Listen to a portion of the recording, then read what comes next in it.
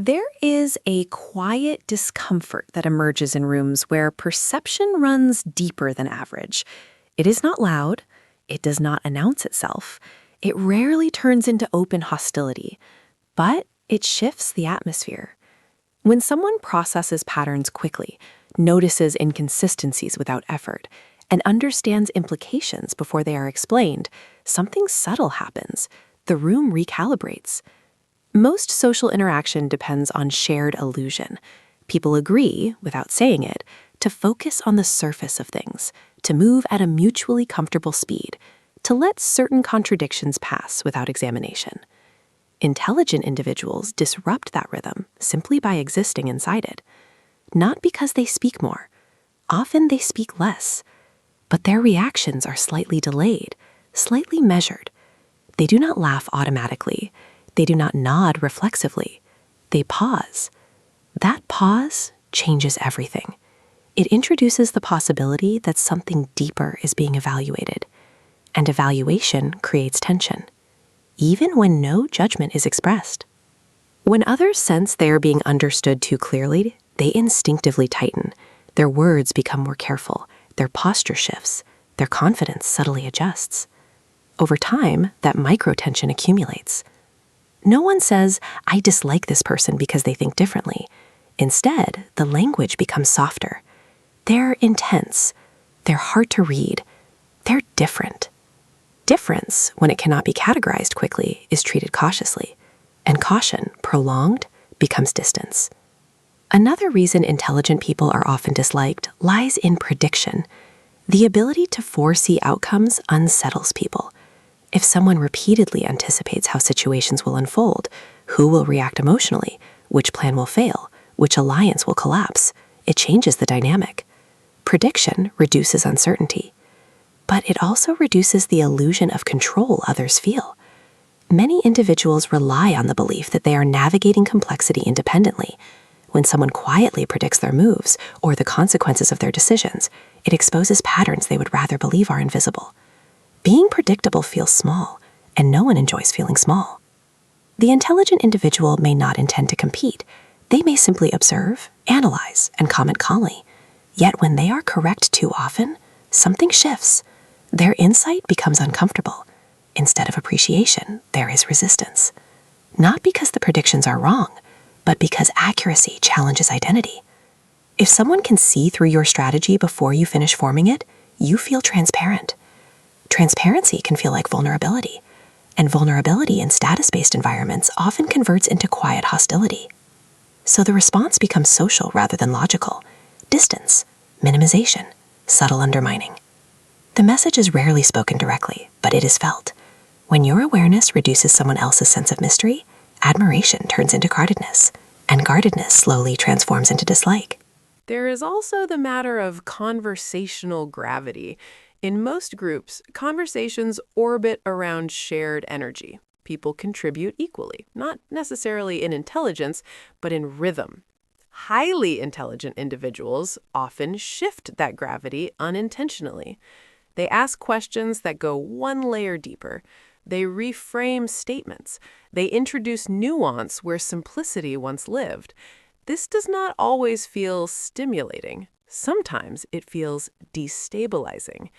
If a group enjoys a certain narrative about success, about fairness, about someone's authority, the introduction of nuance can feel like correction.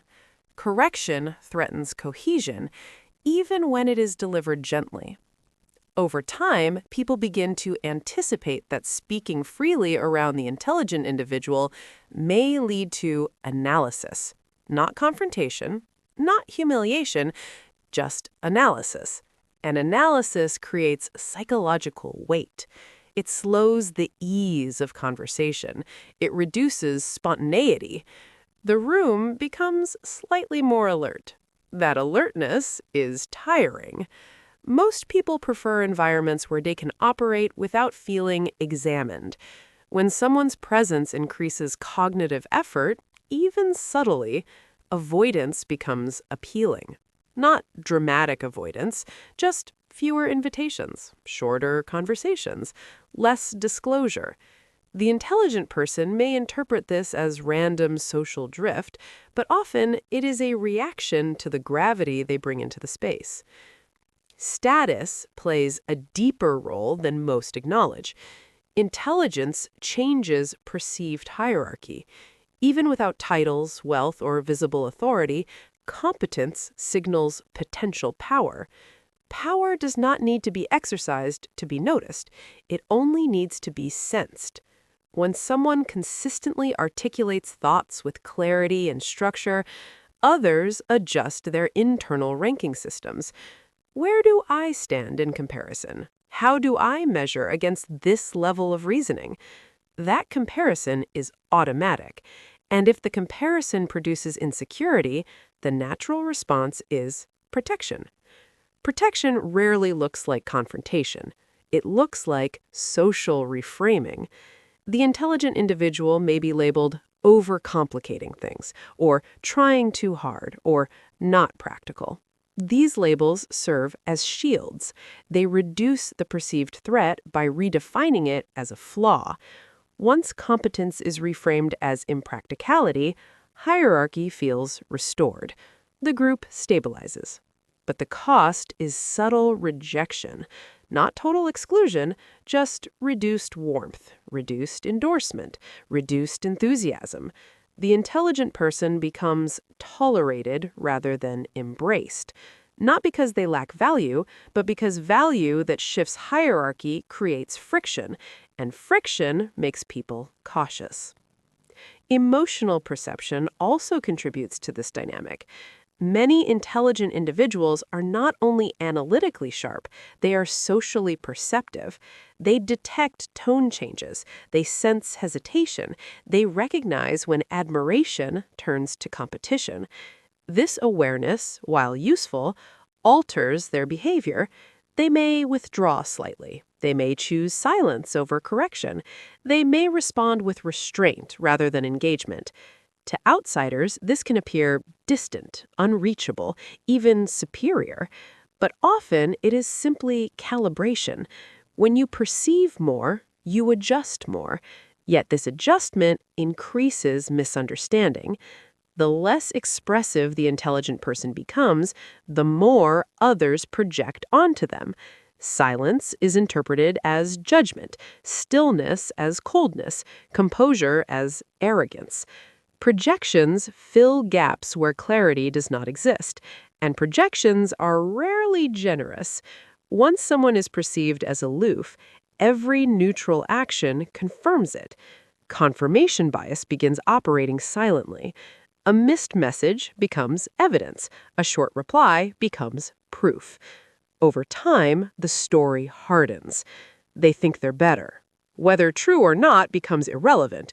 Perception, once formed, reshapes interaction. Ultimately, the dislike intelligent people experience is rarely about intelligence itself. It is about disruption.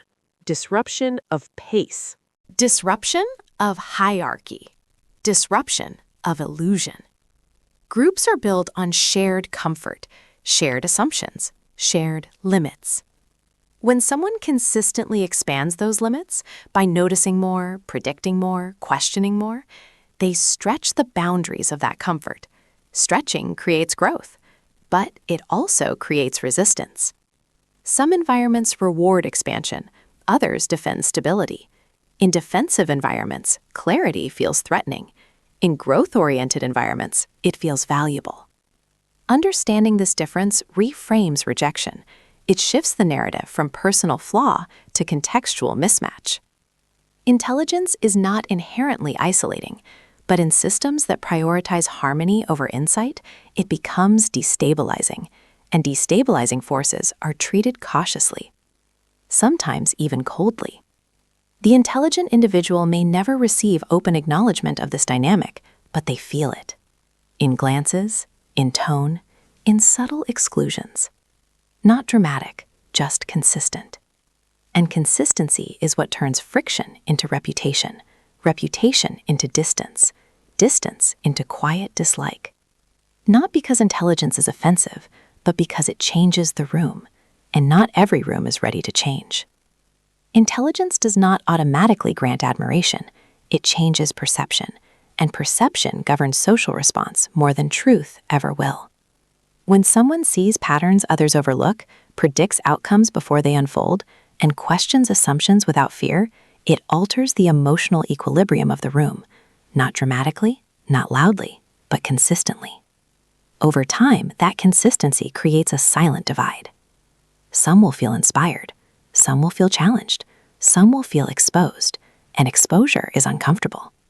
The crucial distinction is this: being disliked is not always a reflection of personal failure. Sometimes it is a reflection of misalignment between awareness and environment. Intelligence magnifies difference. Difference magnifies tension. Tension reshapes relationships. The goal is not to shrink clarity to gain approval, nor is it to weaponize it. It is to understand the dynamics at play. Because once you recognize that perception shifts when insight deepens, rejection becomes information, not identity. And the right environments do not punish clarity, they require it.